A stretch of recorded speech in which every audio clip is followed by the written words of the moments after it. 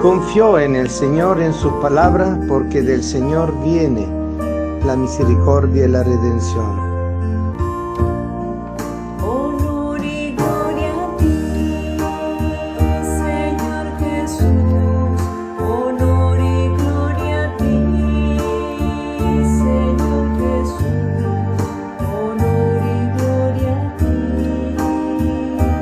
Señor Jesús.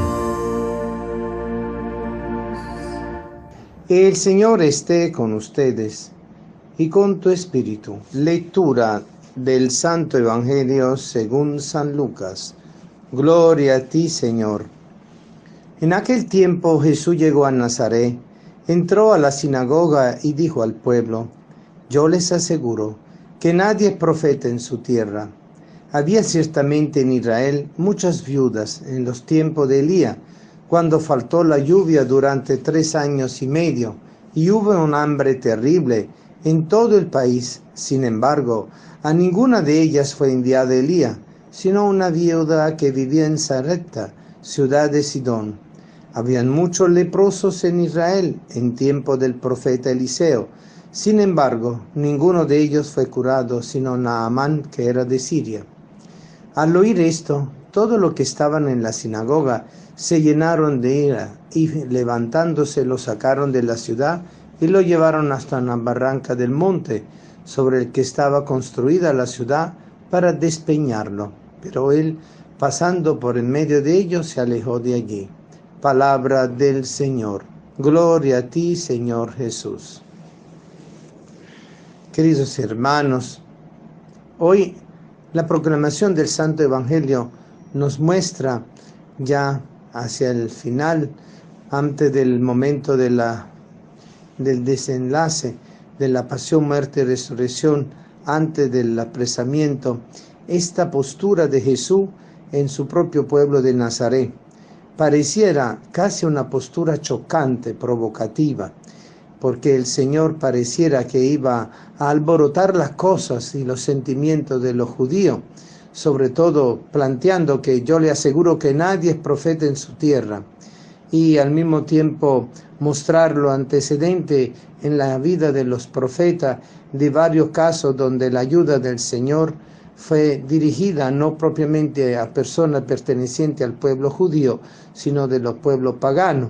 Primero una viuda en Sarepta de Sidón y después Naamán, que era de Siria, como para decir que ellos no le escuchaban, que ellos no le aceptaban, que ellos no aceptaban que el Señor fuera justamente aquel que se dirigía al pueblo de Israel, no solo para hacer milagros, sanaciones, signos y tener una forma bellísima de predicar, porque él mismo era la palabra, él hablaba de sí mismo como palabra, y él mientras hablaba actuaba, y poniendo justamente de manifiesto que la palabra actúa, no solo se pronuncia, no solo se proclama, y no solo llega a los oídos exteriores e interiores, sino que la palabra es viva.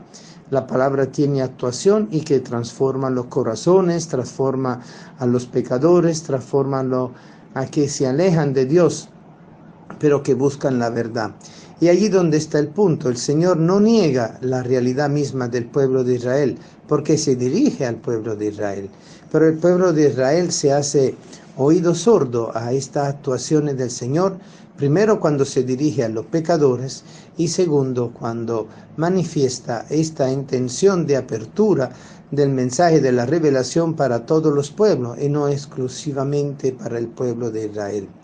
Y es interesante que esta confrontación casi provocativa, diríamos, de Jesús acontece en Nazaret, en la ciudad donde Jesús se había crecido, donde lo habían conocido desde niño, habían conocido a su madre, a su padre, a sus familiares y parientes, y por lo tanto había una actitud de extrañez que después fue poco a poco cayendo en el rechazo. Un rechazo porque no era algo dirigido estrictamente dentro de la tradición judaica para el pueblo de Israel, el mensaje de la salvación, sino abierto a todo. Y segundo, esta apertura a todos también implicaba la apertura a los pecadores, a lo que era marginado y excluido por su condición de defecto.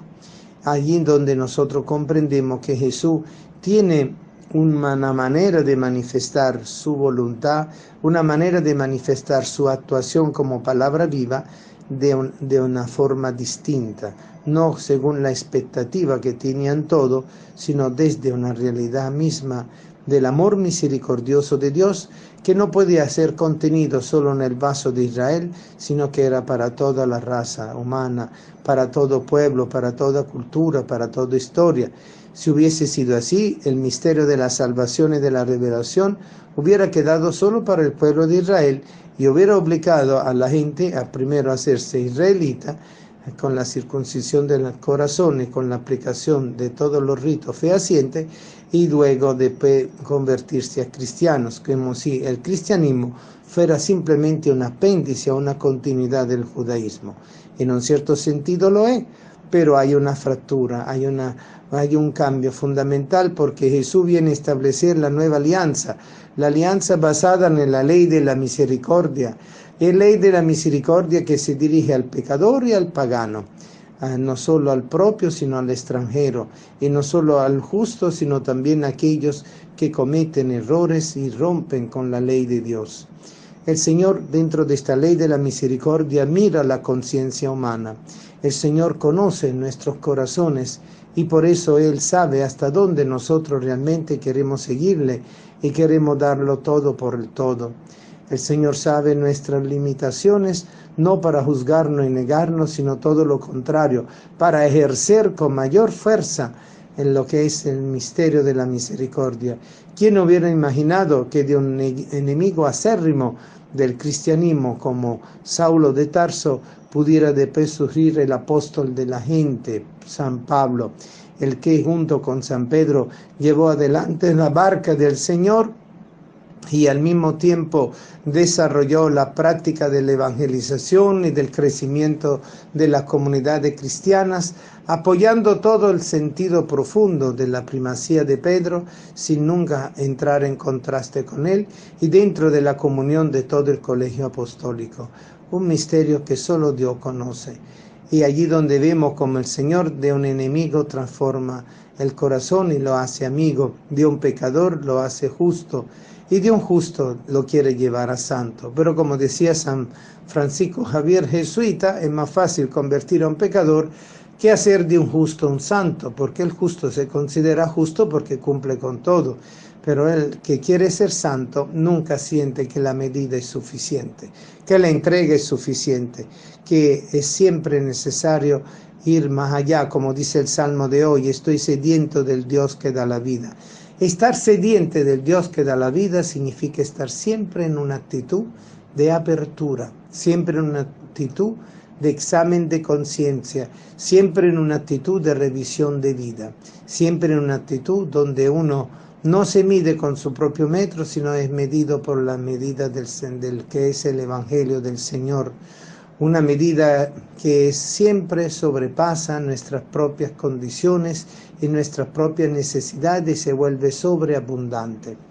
Por eso, este momento tan terrible que Jesús vivió en Nazaret es como el punto álgido, junto con lo de la mercaderes del templo y todas las confrontaciones con los sumos sacerdotes, los fariseos. Fue algo que fue determinando progresivamente el proceso de negación de Cristo y del apresamiento de Cristo.